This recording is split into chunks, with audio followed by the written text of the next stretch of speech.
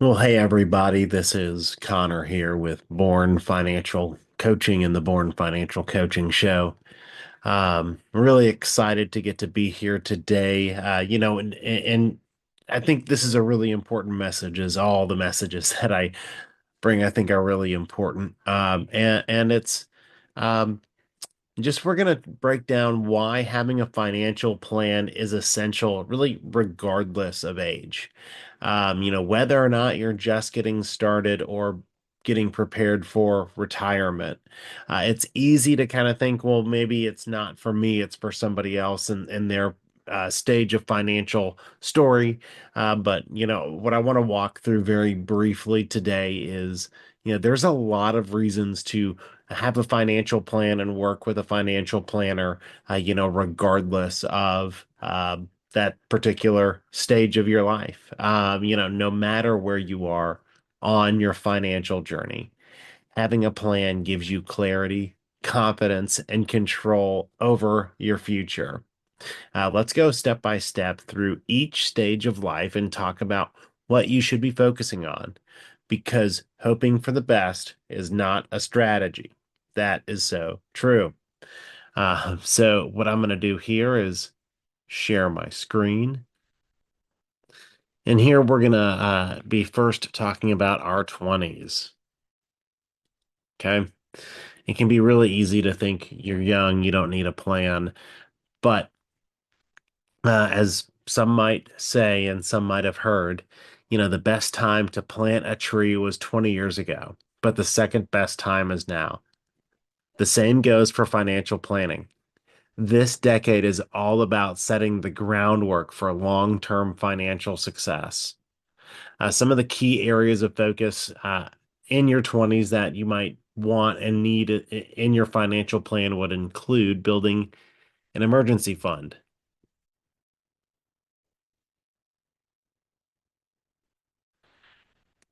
Aim for 3 to 6 months of essential expenses in a separate savings account. It's your safety net when unexpected expenses pop up. Me personally, I generally kind of think about 6 months, but 3 to 6 months is that really good time frame of emergency expenses to set aside. Number two is you're gonna want to develop those smart spending habits. Those smart spending habits. Setting a budget, tracking your money, and avoiding the earn, spend, repeat cycle. Really, this is all about setting a budget and remembering and embracing the fact that a budget isn't about restriction. It's about being intentional. Number three is start investing early. Even small contributions to a 401k or IRA add up over time. So remember the value of compounding. Thanks to that compound interest, the earlier that you start, the more money grows on its own. So being able to invest early once you are out of debt is so, so, so important. And number four here, we're going to take time to build credit wisely.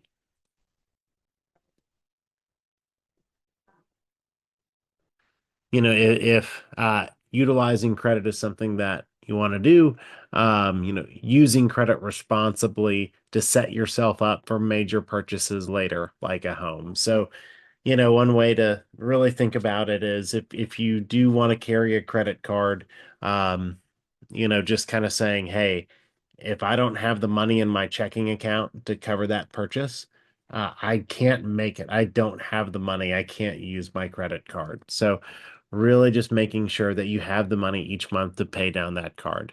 If that is a struggle for you, just kind of assuming and thinking that you would do that and maybe not having it, and that is a habitual thing, it might really be worth considering not having a credit card for a while. Just to make sure that your spending is under control because consumer debt can really hurt a financial plan. So, the takeaway for your 20s, though, I think more broadly,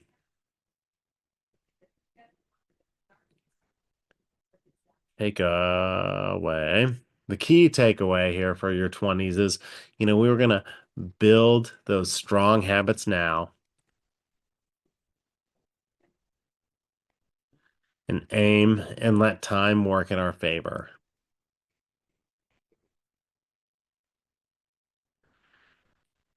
If you can be making, and embracing some of these elements of a financial plan now, yet again, depending on your specific need, things might change. But if you could be doing that, that would be so huge for your financial story because you can let that time and compound interest work in your favor. And next here, we're going to be talking about your 30s and 40s.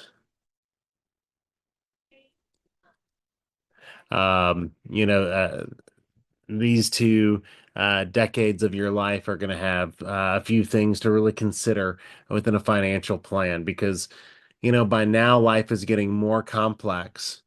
Career growth, home ownership, family responsibilities, and your financial plan should be evolving with these changes. And, in your 30s and 40s, some of those key areas of focus are going to start to think about ramping up investments,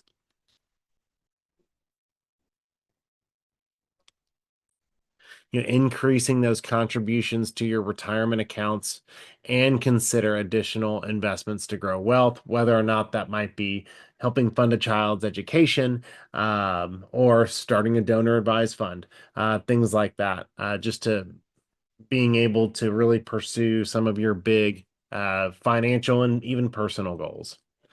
Next to consider would be home ownership deductions.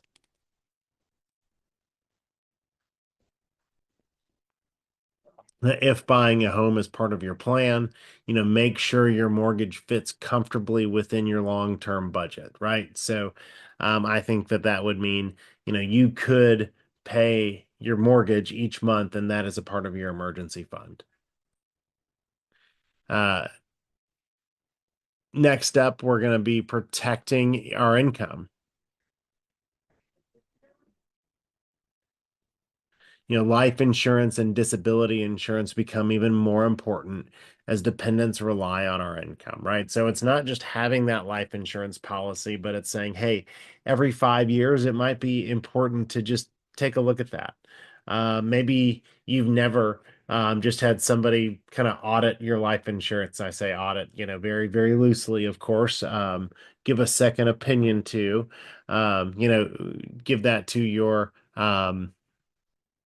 to some of those insurance policies. So that could be, something really important in terms of protecting your income. I'm going to change that. Okay. And then finally here, we're going to be planning for education costs. Education costs. If you do have kids, considering those 529 plans or other savings options to prepare for those future education expenses. Uh, you know, Education is quite an expensive line item on the family budget. But the nice part is you can be a little bit more prepared for that. And the key takeaway, I would say, um, in your 30s and 40s is going to be to grow and protect your wealth while making strategic investments for the future, right? So grow and protect your wealth while making strategic investments for the future. Okay, that's going to be the big time key takeaway as it relates to wealth building and financial planning in your 30s and 40s, and why it might be important to work with a financial planner. And finally, here we're going to talk about your 50s and beyond. Pardon me. We'll write 50s and beyond. And that's really fine tuning your legacy. At this stage, financial planning shifts from growth to protection. You want to ensure that the wealth that you've built serves you well in retirement and beyond. And some of those key focus areas are going to be maximizing retirement savings.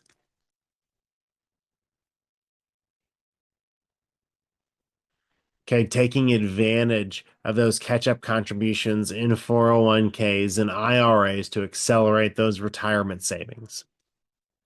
Next, we're going to pay down debt. You shouldn't have debt in your 50s, but if there is any debt, and really making sure that, once we get to our 50s, if that is not completed yet, uh, making that by far the number one priority. Reducing or eliminating debt before retirement, that does help ease any financial stress. Next, estate planning and legacy goals. Set up that, make sure, yet again, if you don't have a will by now, you need a will. If you don't have a power of attorney by now, you need a power of attorney. If trusts are needed to ensure your assets are protected and passed on according to your wishes, right? There are those documents that it is going to be at least worth time to have somebody sit down with you and ask if you need those, and if you do, it's time to get those things filed. And then finally, we're going to talk about adjusting investments.